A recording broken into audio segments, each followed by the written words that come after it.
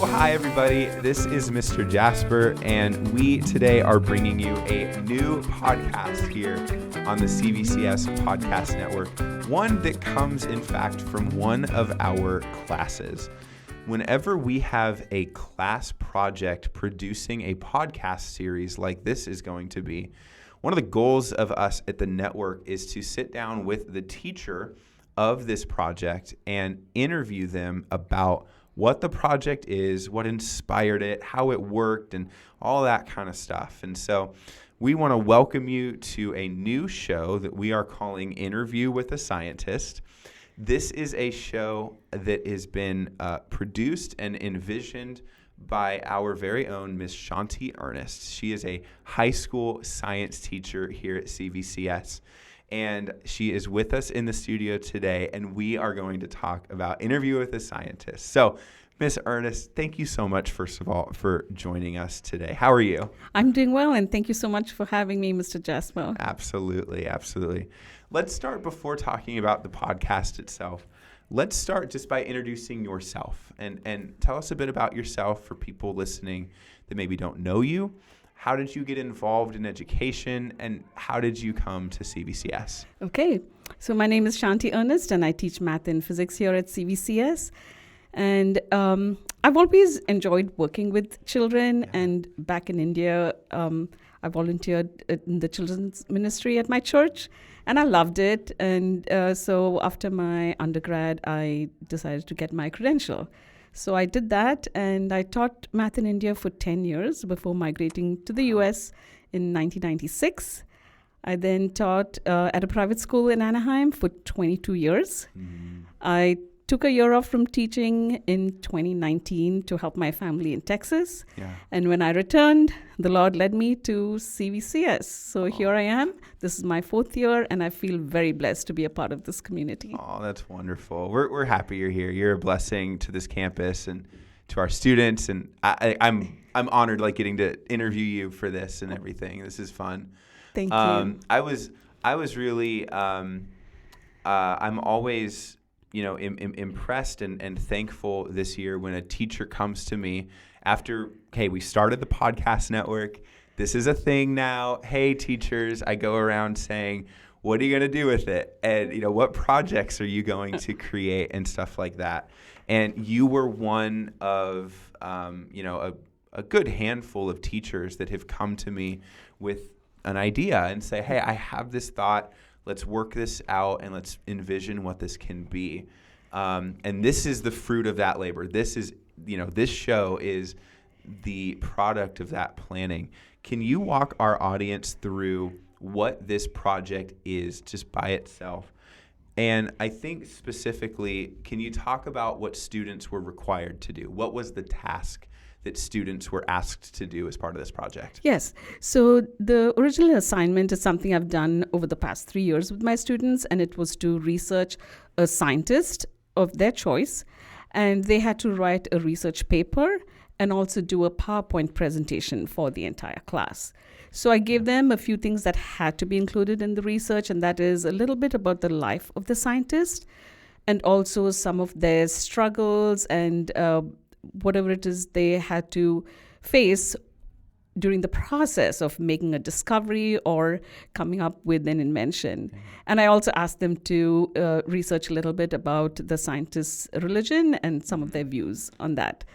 And so I assigned that for my students this year as well. But when you made that presentation at the faculty meeting, I started thinking about how I could incorporate that into my classes. So then when we had a conversation about it, and you suggested that, we could probably have them role play the scientist and have it like an interview. And I think that idea really appealed to me. And when you came and spoke to my students and introduced them to it, I think they liked it too. And I wasn't sure what to expect from my students in terms of their response to it.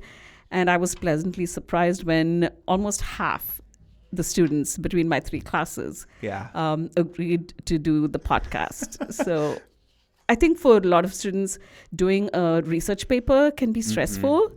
So Sure. giving them this alternative where they still had to do the research. Of course. But Yes. they That's didn't have central to this. Yes. And so writing a traditional research paper is not as appealing or is challenging and stressful for some students. So this option was definitely something they felt like they could do a better job at. And so I've been happy with what I've seen so far. That's awesome. Yeah. So just to clarify, you've done this project in the past before, but it was a research paper plus like an in-class presentation. Correct. Okay. An in-class presentation. Yeah. Wonderful. So we just added kind of the same idea, but the format. Yeah. And then you alluded to this process of talking and forming the idea with me. I just want to like make sure our audience like knows how like the funny process we went through with this, because the original idea is research the scientist's life and then present on it.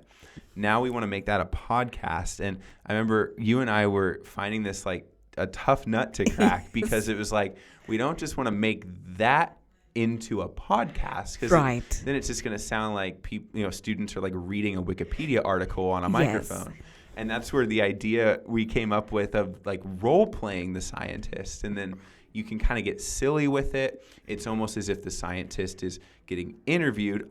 There's the idea. Yes. And I think that's such a brilliant spin on the idea. It's still obviously authentic research. They're still meeting your objectives as a project, as a teacher, all that kind of stuff. But it's a much more creative force for them to engage in than it was before. And that's like in part only possible through this medium. And it's been a ton of fun, like seeing this all come together in that light, and seeing kids kind of be silly with it in some ways too. Yes, absolutely. You're right. That is the neat part of it, because they're using a different medium, but it has an academic purpose to it. That's right. And I think they've done a good job with that so far.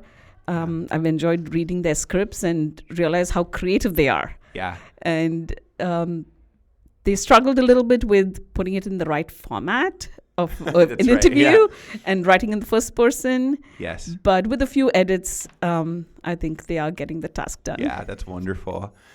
As the teacher of this project, the moment you decided, hey, we're going to do a podcast. Yes.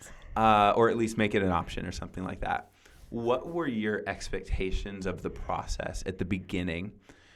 In terms both, what were your highest hopes and what were your worst fears about this decision? We're going to allow a podcast, and how did it end up happening? How did it end up going? What were the sort of the results, and did the highs and the lows come true? In what ways? Yeah. Yes. I just know that students are just more in tune with the use of technology and all the different mediums they can use to be creative. And so I knew that they would be able to do the podcast and do a good job with it. I was imagining it to be, like you said, funny, but creative and entertaining. Yeah. And I think that's the part, because I just know from teaching for so many years that things have changed and things have to be more engaging for students. Yes. So that's why I was very pleased with your presentation and us having that opportunity.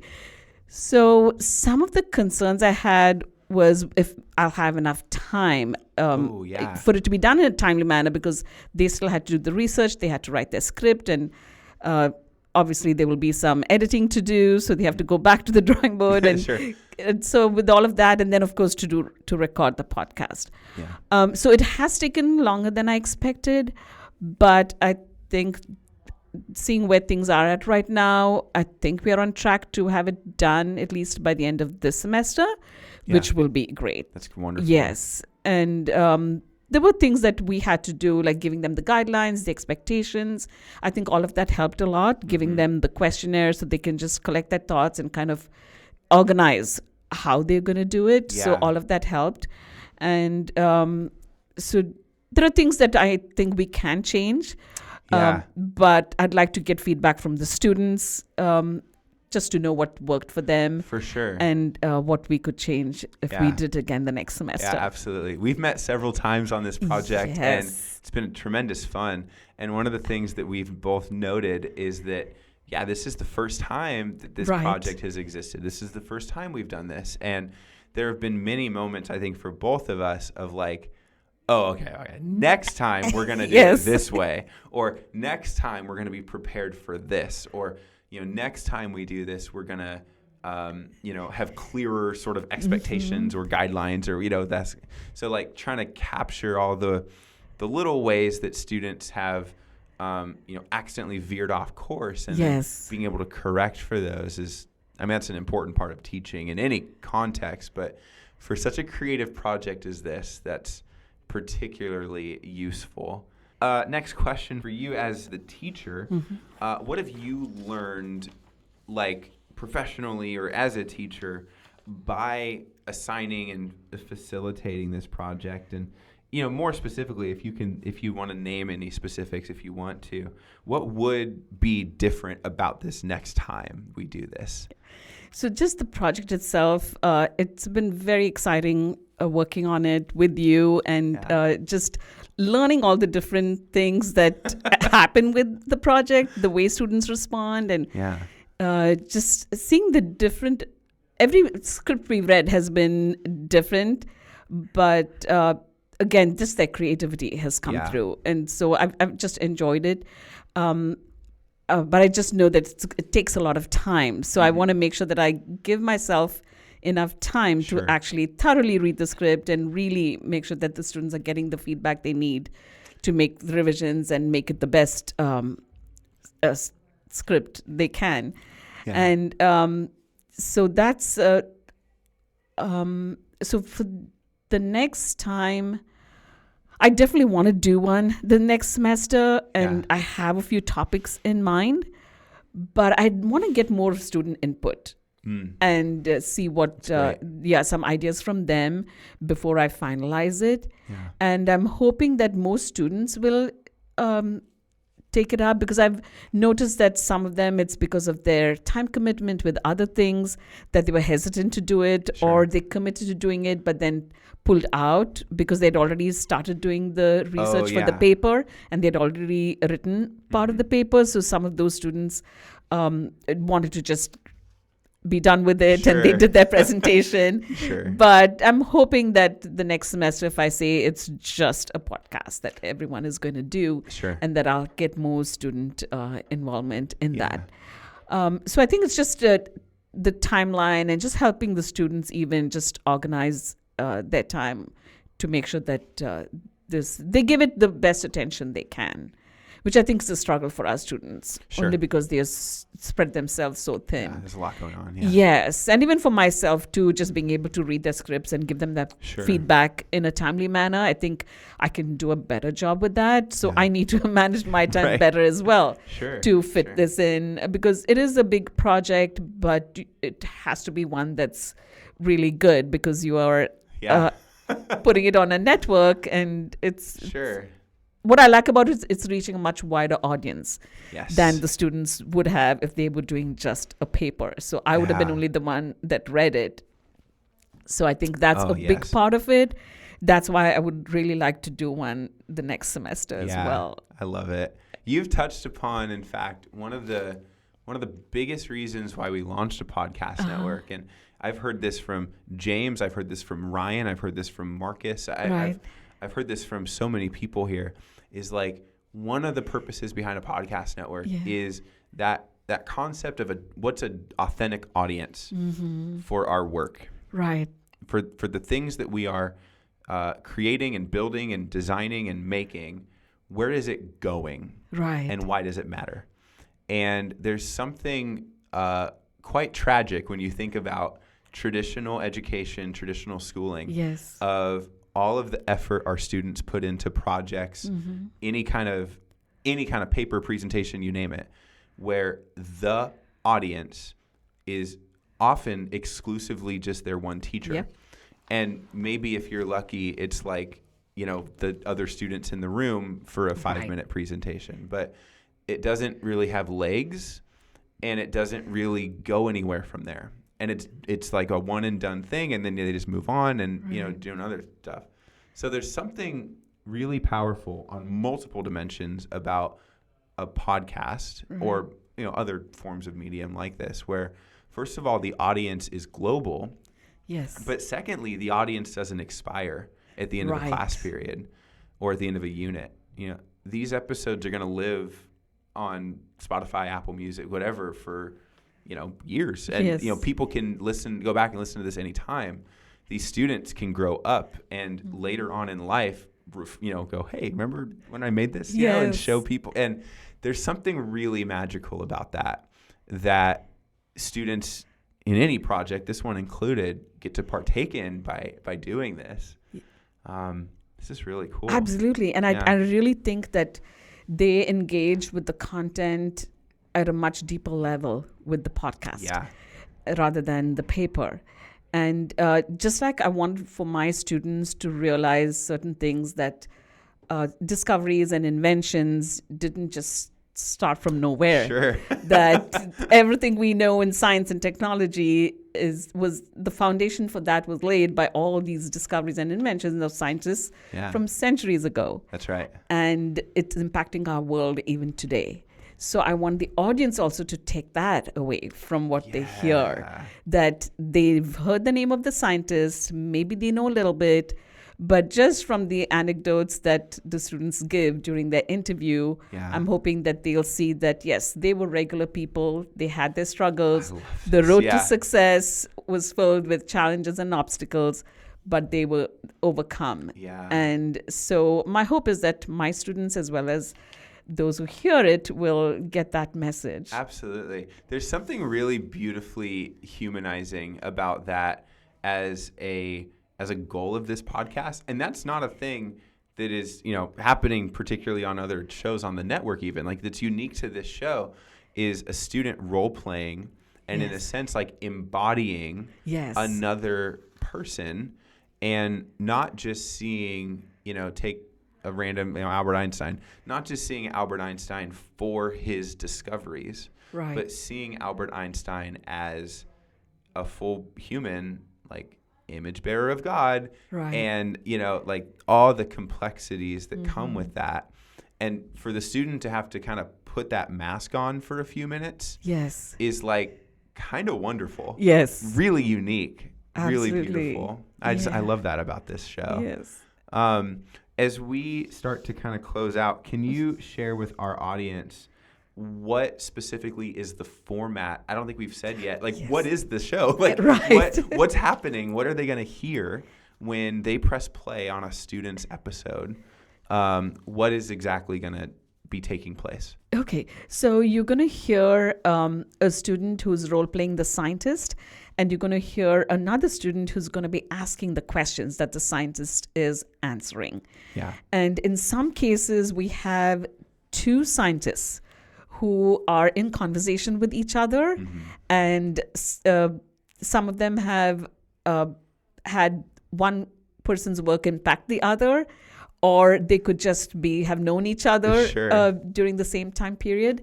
So those are the two different ways in which the students have chosen to present the information about the scientists they researched. Yeah, that's wonderful. And so for a few minutes, each student is just pretending to be the scientist they researched, talking about their lives. It's wonderful.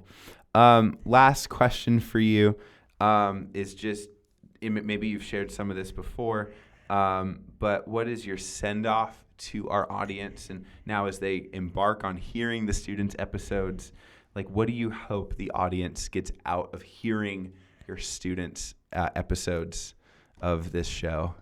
I'm hoping that they will find the information interesting, and it'll spark an interest in them to learn more about the scientist or just their field of study, and to just be a little more aware of how large of a role a scientist has played in so many things that we take for granted, whether it's something that was invented or just the way things work in our world, and to know there's so much order in our universe, and that was by our creator, Yeah. and to understand how all of that plays out in the universe was discovered by a scientist. And to just have a deeper appreciation and understanding of that would be really amazing. I love that so much. Yeah. Thank you for joining us today. Any final words or thoughts for the audience or for me as we close out today? I think podcasting is something that's really enjoyable and it's different. You can do it anywhere, at any time. So hopefully you'll take the time to follow the podcasts that are being posted on the CVCS Podcast Network, and that'll support our students and the work, amazing work that Mr. Jasper does. And I have forgot to mention his digital production class. I'm very impressed by the work they do editing all the material for us. So thank you, Mr. Jasper. And thank you. I've enjoyed being with you. Yeah. Thank you so much for the opportunity. Thank you very much. This was wonderful.